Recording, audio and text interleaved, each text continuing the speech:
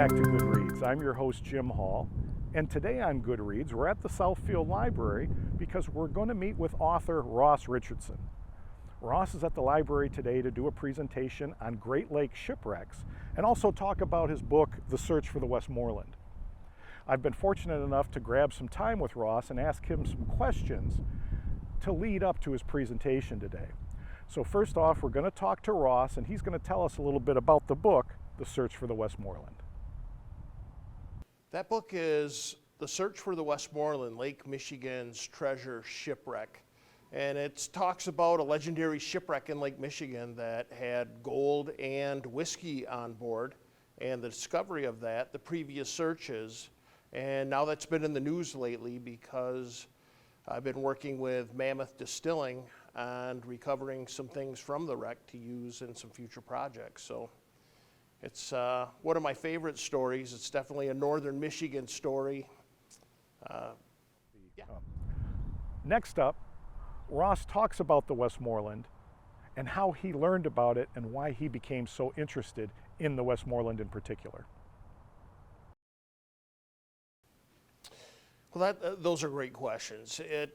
The Westmoreland I was aware of for probably over a decade before I started looking for her, and I slowly started amassing information on her, not only her history, but her legend, and that's what really fueled me, as it was such a great legend of lumberjacks breaking into the whiskey and drinking it during the storm, and all these folk tales that have been passed down over the generations. And decades of people searching for the wreck. So that really inspired me to look for it. So it was a multi-year project to find it and document it as well. Ross's love of the Great Lakes, his love of diving, his love of discovering these shipwrecks in the Great Lakes is really an amazing story to hear. Next up, Ross talks about how he actually discovered the Westmoreland shipwreck.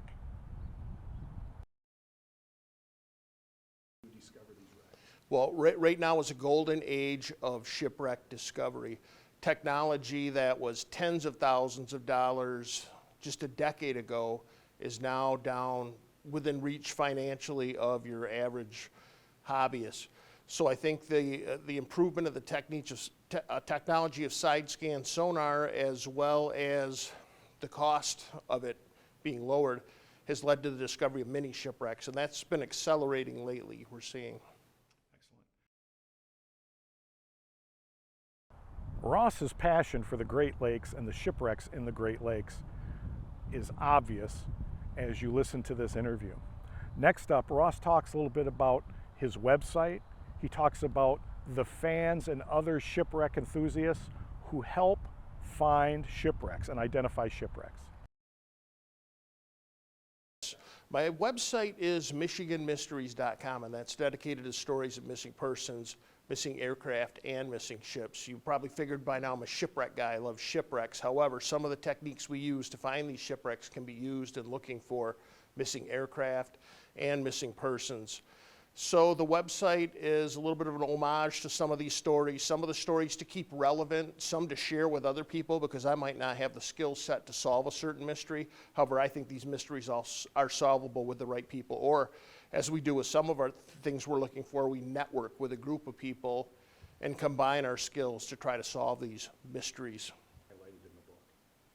Oh, Still Missing is based on the website michiganmysteries.com. So again, all Michigan things. There's a missing person from Grayling, Michigan, a grocery store manager who disappeared in 1969 who has some similarities to the D.B. Cooper hijacker.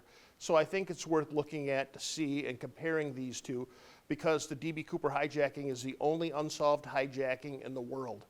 Every other skyjacking has been solved. That's the only unsolved one. And it may have a Michigan connection.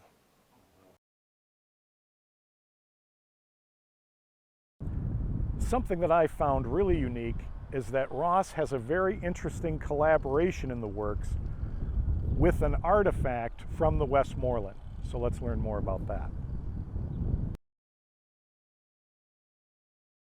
Well, I've been in touch with the folks at Mammoth Distilling for years, and one thing that we all are, we're storytellers. We love telling stories of our history, especially Michigan history.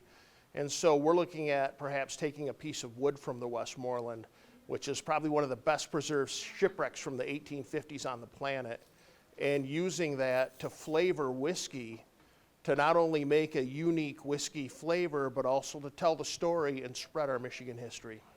My website is michiganmysteries.com, and I have the Westmoreland book is still for sale.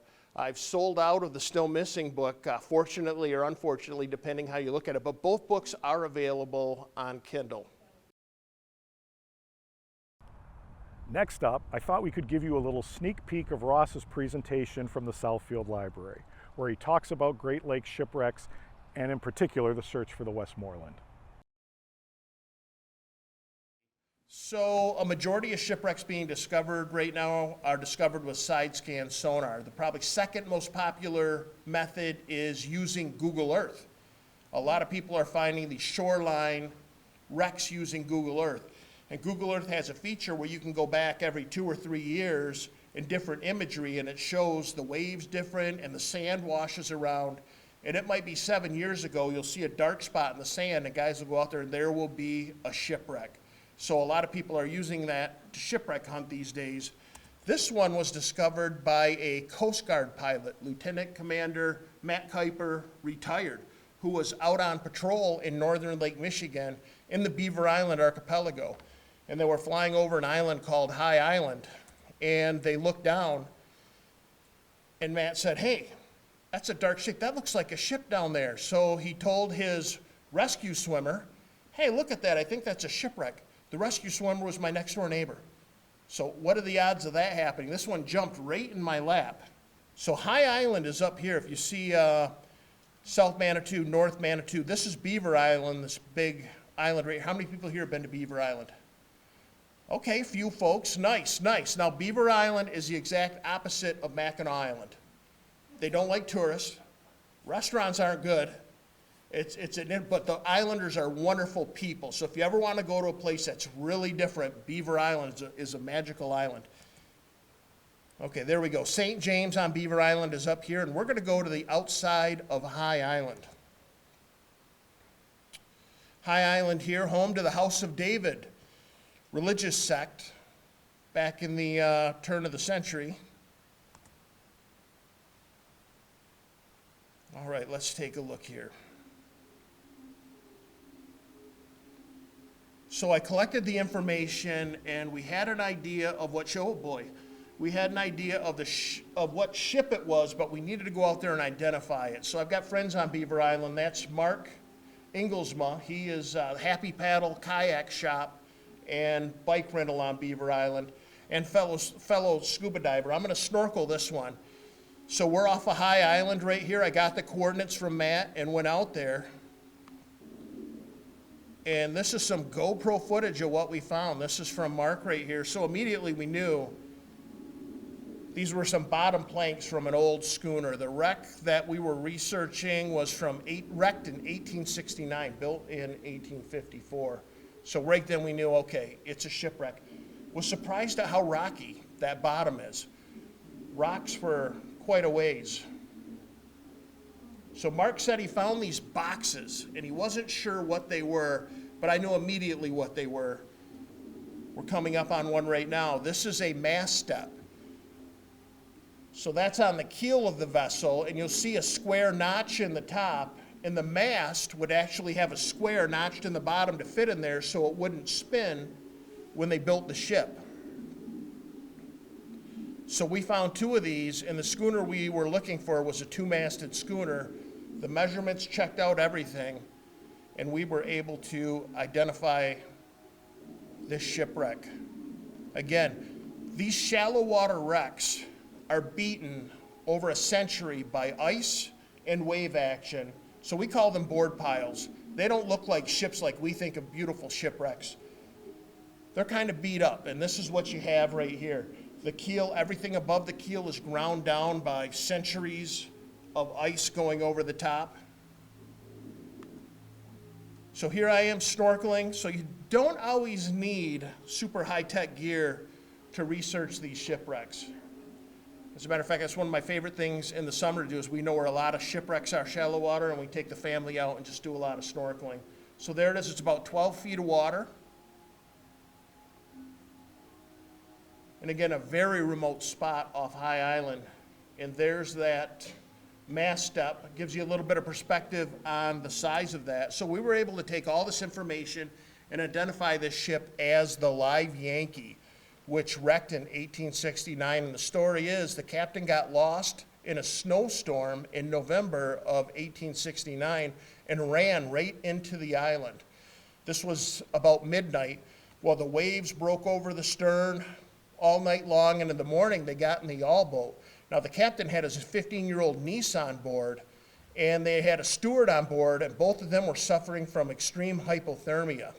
So they got ashore. There were some indigenous folks with wigwams on shore who took the sailors in, as they often did, and heated them up by fire. They were able to save the captain's 15-year-old niece. However, the steward died, and he was a father of two out of Chicago, and he was buried immediately after on High Island. The crew dispersed, being picked up by other boats, and the captain stayed around for a week or two, salvaging what he could, selling what he could. Now, the Live Yankee was carrying wheat, and once the water got inside there, the wheat swelled and split the hull, and they just abandoned the hull there, and it laid there undiscovered. And had not Matt been flying over at that exact time and looked down and seen it, no one ever would have found this wreck. If you were intrigued by Ross's presentation, that's just a little snippet of the entire presentation here from the Southfield Library. To watch the entire presentation, you can go to YouTube, look up Southfield Now, episode 49, search for Great Lakes shipwrecks, and you can see the presentation in its entirety. I guess that's going to wrap it up for this edition of Good Reads. I want to thank Ross Richardson, the author of The Search for the Westmoreland, for giving us some time and talking about his book and talking about his presentation on the Great Lakes shipwrecks. It was really well attended, that presentation, and a lot of passionate people. I didn't realize how many people are out there so passionate about the shipwrecks and things missing in the Great Lakes. So please search out Ross Richardson, look for this book, it's fantastic, and I thank you for watching Good Reads, and we will see you next time.